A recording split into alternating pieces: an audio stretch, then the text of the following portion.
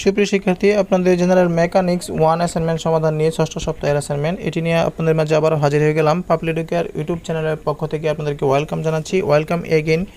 আমরা যে কাজটি করব সেটি হচ্ছে ষষ্ঠ সপ্তাহের আপনাদের বেশ কিছু টেট সহ পদার্থবিজ্ঞান অ্যাসাইনমেন্ট উত্তর কিন্তু আমাদের চ্যানেলের প্লেলিস্টে রয়েছে। আপনারা দেখে না থাকলে সেই প্লেলিস্টে গিয়ে আমাদের ওই ভিডিওগুলো দেখে নেবেন। তো আজকে আমরা জেনারেল মেকানিক্স 1 করব। তার পূর্বে কিন্তু আমরা জেনারেল মেকানিক্সের সবগুলো অ্যাসাইনমেন্ট সমাধান আমরা করেছিলাম, প্রথম থেকে পঞ্চম সপ্তাহ অবধি সবগুলো।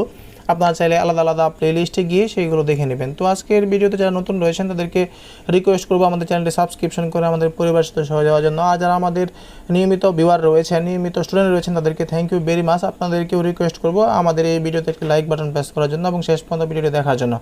তো এখানে আমরা যে বিষয়গুলো খেয়াল করব সেগুলো হচ্ছে শিরোনাম হবে এখানে হার্ডেনিং বলতে কী বোঝায়। এখানে আমাদের কিন্তু একটি বিষয় রয়েছে, এখানে শিরোনামটি লিখবেন হার্ডেনিং বলতে কী বোঝায়, এর উদ্দেশ্য ও প্রক্রিয়াসমূহ বিস্তারিত ব্যাখ্যাকরণ। আর অ্যাসাইনমেন্টের ক্রমিক নম্বর হবে 4, বিষয় কোড আপনারা দেখতে পাচ্ছেন 7-7-2-3। আমাদের প্রশ্ন যদি আমরা দেখি তাহলে আমাদের কাছে আরও ক্লিয়ার হয়ে যাবে, যেখানে আমাদের সুস্পষ্টভাবে বলা রয়েছে ষষ্ঠ অধ্যায় থেকে হার্ডেনিং প্রক্রিয়া থেকে আমাদের প্রশ্ন এসেছে। এখানে আমরা নির্দেশনাগুলো শুধু দেখব, আপনাদেরকে একটু বড় করে দেখাচ্ছি।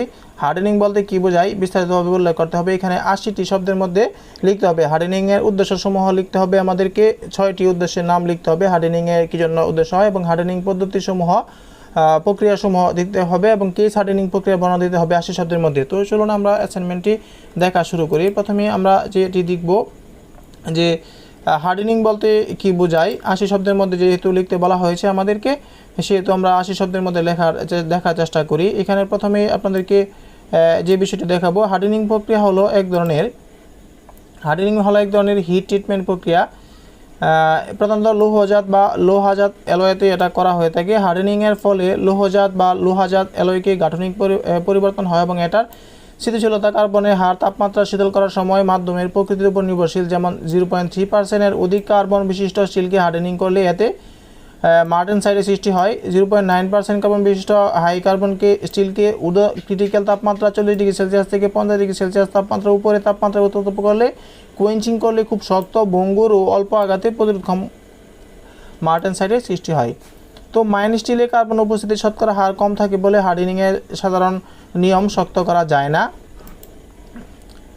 অনধিক কার্বন বিশিষ্ট স্টিল খণ্ডটির উপরিভাগে কার্বন উপস্থিতি বৃদ্ধি করলে উপরিতল কাঠিন্য করাকেই ক্যাশ হার্ডেনিং বলা হয়। এর ফলে স্টিল খণ্ড উপরিতল শক্ততা বৃদ্ধি হওয়ার সহজে ক্ষয়প্রাপ্ত হয় না। এটুকু যদি লিখেন সুপ্রিয় শিক্ষার্থী তাহলে আমার মনে হয় 80 শব্দ হয়ে যাবে। তো এখানে হার্ডেনিং প্রক্রিয়ারও কিছু বিবরণ রয়েছে, আপনি চাইলে এই হার্ডেনিং প্রক্রিয়াও লিখতে পারেন। এখানে যেমন হার্ডেনিংয়ের ধারণা বলা হয়েছে, আপনি 80 শব্দের মধ্যে লিখবেন।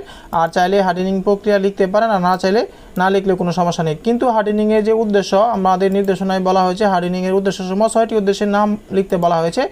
আমরা এখানে দেখেন, লক্ষ্য করুন, এখানে আমাদের কিন্তু 9টি উদ্দেশ্য দেওয়া রয়েছে।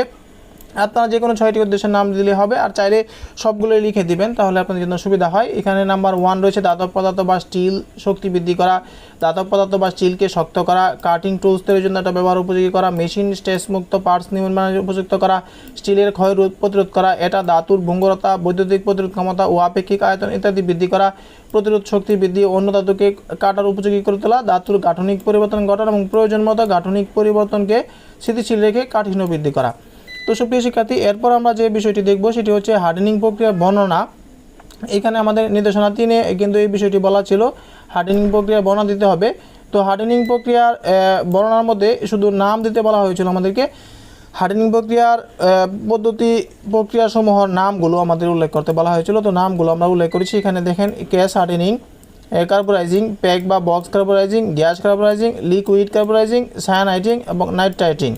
এবং সর্বশেষ যে নির্দেশনা সেটি হচ্ছে ক্যাশ হার্ডেনিং প্রক্রিয়া বর্ণনা। এখানে 80 শব্দের সম্পর্কে লিখতে হবে ক্যাশ হার্ডেনিং প্রক্রিয়া। তো আমরা এই বিষয়টি আপনাদেরকে উপস্থাপন করেছি, লক্ষ্য করুন। এখানে দেখুন ক্যাশ হার্ডেনিং।